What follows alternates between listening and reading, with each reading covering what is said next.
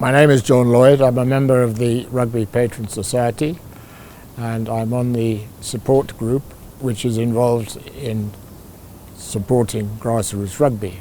Prior to that, I was chairman of the society. The Patrons was established in 1953 under the auspices then of the Rugby Football Union of East Africa, the RFUEA, and it continued under that holding for many years until the 1980s, when the late Tony Parfitt, who was the chairman at the time, decided that we ought to be an independent organisation, which is then what happened. So we disestablished it from the RFUEA, but we of course cooperate with them and the Kenya Rugby Union. Patrons from the start has always assisted in promoting rugby football. It's usually older members who have retired from the game, or persons who just happen to be interested but are not actual players. And I think at one time there was a rule that you had to be over 30 to become a patron anyway. So it's for the wazee really.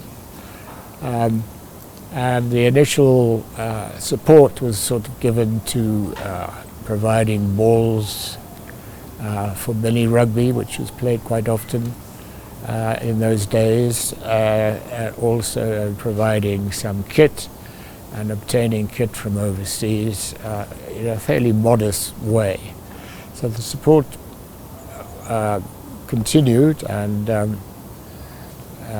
Mr. Chibeda was supportive of the development at RFUEA, where we assisted with the borehole and some tankage there, and subsequently through Safaricom the promotion of the big stand that fronts Ngong Road.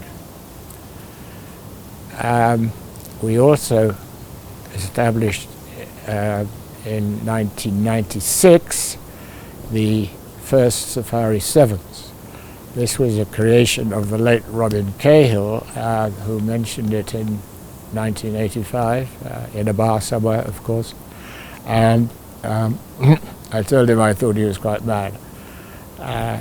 Anyway, he persevered with that, and he gathered a few people around him to help with that, in which I was involved myself. And in 1996, the first Safari Sevens took place. And Patrons actually ran it for several years before handing it over to KRU.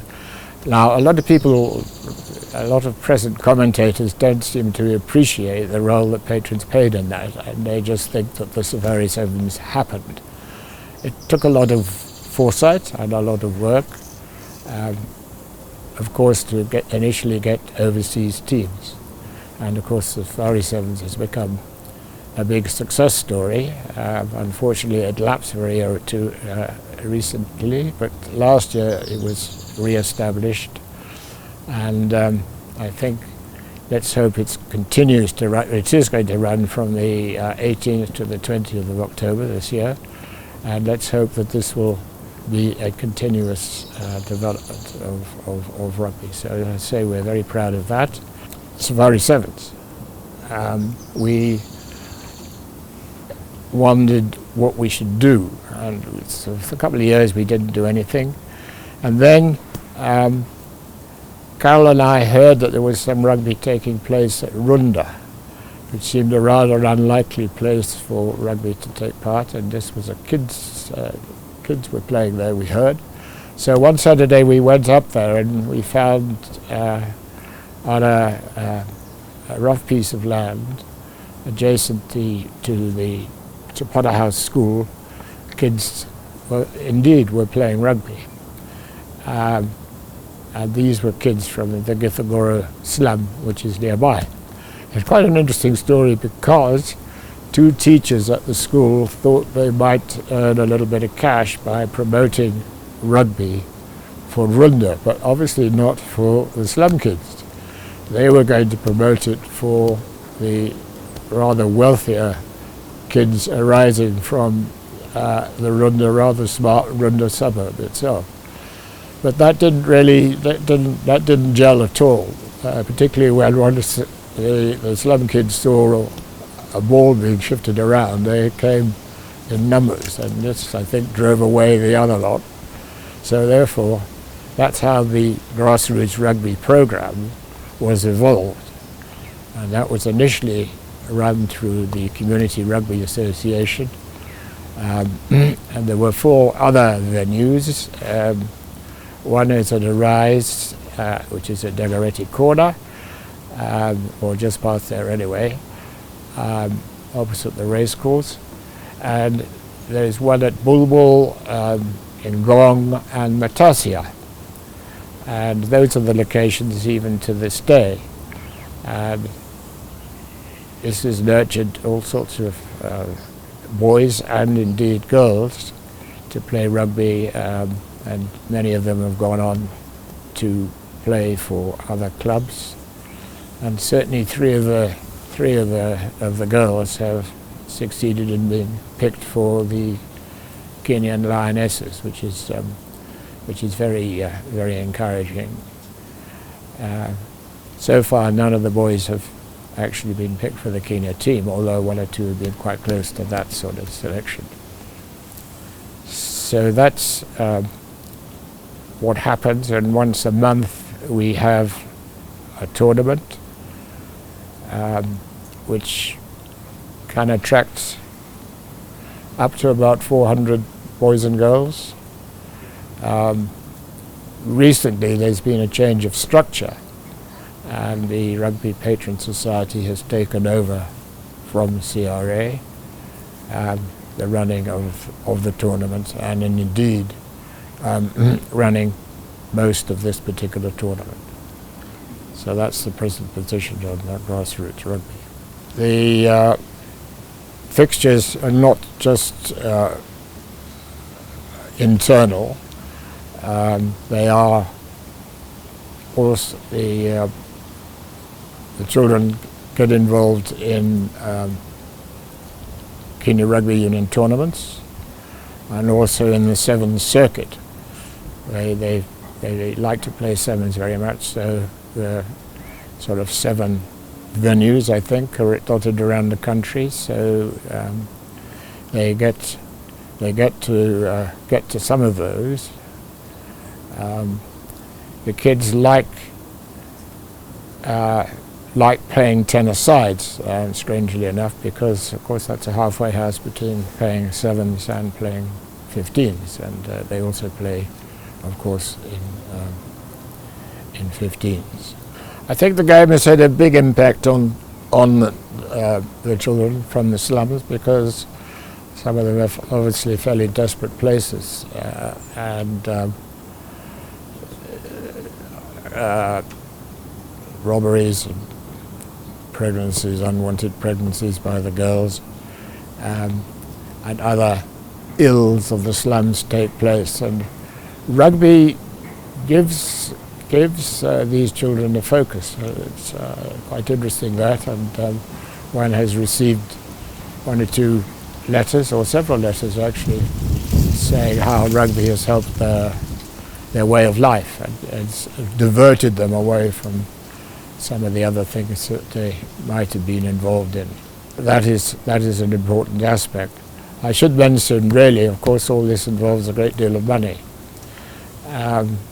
And from very humble beginnings, we persuaded patrons to support a particular tournament, which I think was about 50,000 shillings way back in 2009-10, something like that. And it's now risen to about 6 million shillings in total. And we rely on some generous corporate sponsors for that, and 1 or 2 individual donations, and of course from the membership of patrons themselves. So that's how it's funded. Of course, the main cost is transport, uh, which takes about 60% of the budget. It's a huge outlay really,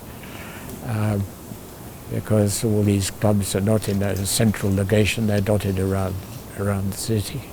Well, last year in fact we decided that we ought to make some sort of social contribution other than just rugby football, and because the kids at Runda all come from the Githagoroth slum, which unfortunately, like so many other places, attracts a huge amount of debris and takataka.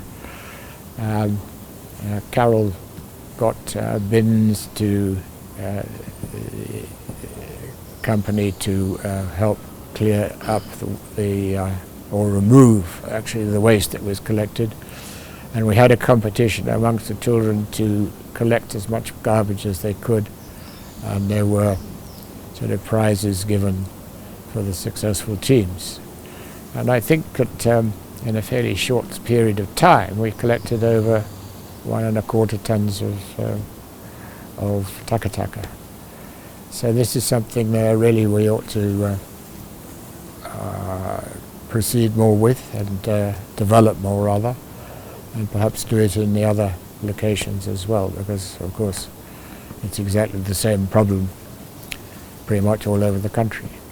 The KRU, Kenya Rugby Union, hasn't given us financial support, but it does support it by way of assisting with coaches and facilitating various programs. Well, the future of the program really can know no bounds, except the constraint, as always, is money.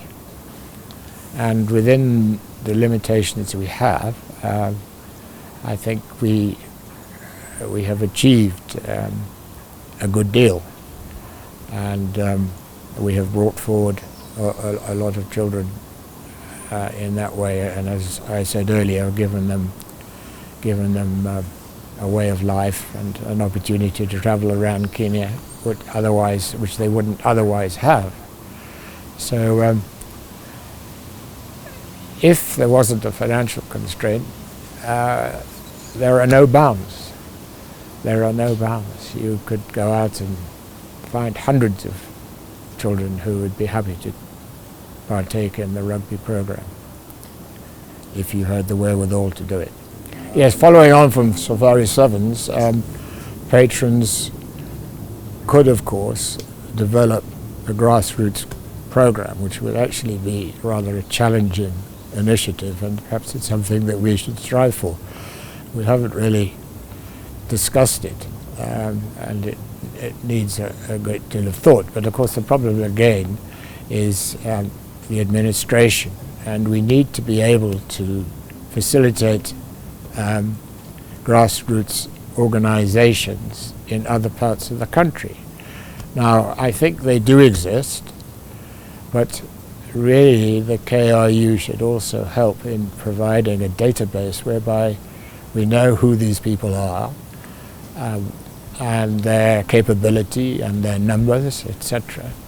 So if one was able to actually establish or assist these various clubs or teams dotted around the country, then indeed, again, subject to finance for travel, etc., then you could work a program of grassroots around the country, and that would be rather good. It'd be very challenging for the kids, and they do really like a challenge. I mean, when you see them playing rugby, they go hell for leather, and there is an adaptation of age grade rugby or kids rugby, because I haven't dwelt on that because they played through the grades. They don't all just come and play rugby. They start at age grade under 8, and then they work under 10, under 12, under 14, under 16, and then they become seniors, etc. So that's the sort of restriction. And if that were to be established, that would be good. And as I say, the children are very competitive. There is another form of rugby called tag rugby, which is played in this country. It is, I think, quite strong up in Nanyuki, but the children that we're involved with don't seem to like that at all. They are rather a contact sport, so they do some ferocious tackling from a very early age, and of course one has to be careful that they tackle correctly and don't knock one another's heads off all the time. So that's another challenge. That's a challenge for the coaches, which I haven't really mentioned, and also for the referees themselves. So of course through the program the coaches are also encouraged and are paid in the various locations. And KRU, Kenya Rugby Union, has assisted in that direction.